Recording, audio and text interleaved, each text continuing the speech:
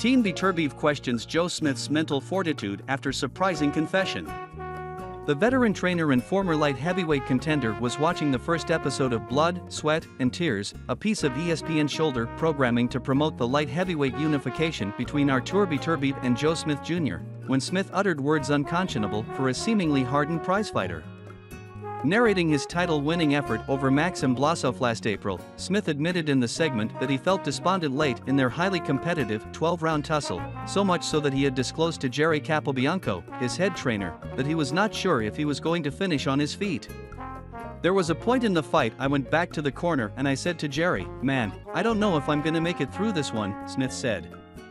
"He's really getting to me." In the end, Smith managed to eke out a majority decision, giving him rights to claim the WBO 175-pound title. After years of painstaking toil in the gym and coming up short in a previous title shot, the former day laborer from Long Island was now champion. It was a heartfelt story, appealing to all underdogs everywhere, but for Scully, hearing Smith talk so freely about the vulnerabilities he felt in the ring against Vlasov was tantamount to waving the white flag.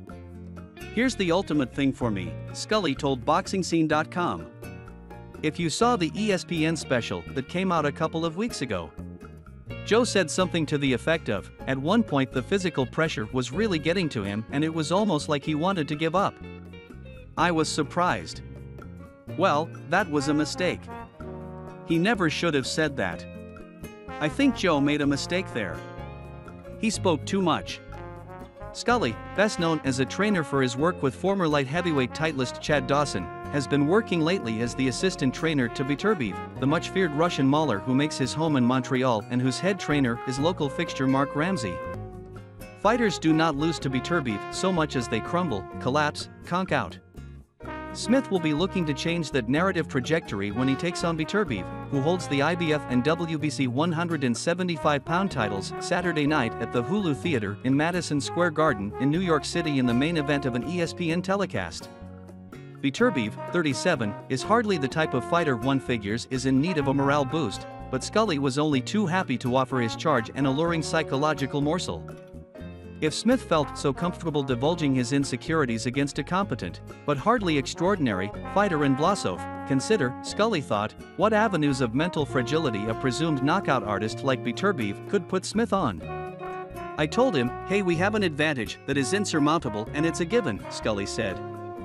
"You can't work on that. You can't go, wish I never said that. That's your deep, deep mentality. Artur's mentality is kill, kill, kill. Like pit bulls. You could break a pit bull's leg and he's still gonna fight.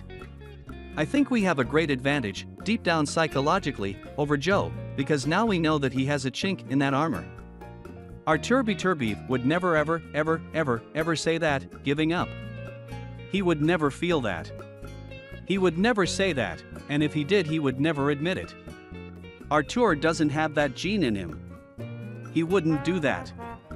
In Beterbiev's last fight against Marcus Brown in December, the Russian looked to be in trouble when a gruesome gash opened up in the middle of his forehead as a result of a head clash deemed inadvertent. Beterbiev disagreed with that assessment, claiming Brown knew what he was doing. After a somewhat slow start to the fight, Beterbiev broke Brown down, finishing off the Staten Island native in the 9th round. Scully expects Beterbiev, 17-0, 17 KOs, to produce a similar scenario against Smith, 28-3 with 22 knockouts. "They say that pressure bursts pipes," Scully said.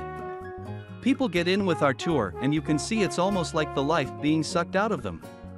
The air being sucked out of their being. Round after round it gets deeper and deeper and deeper. I think Artur presents a strength that is pretty unusual for a light heavyweight."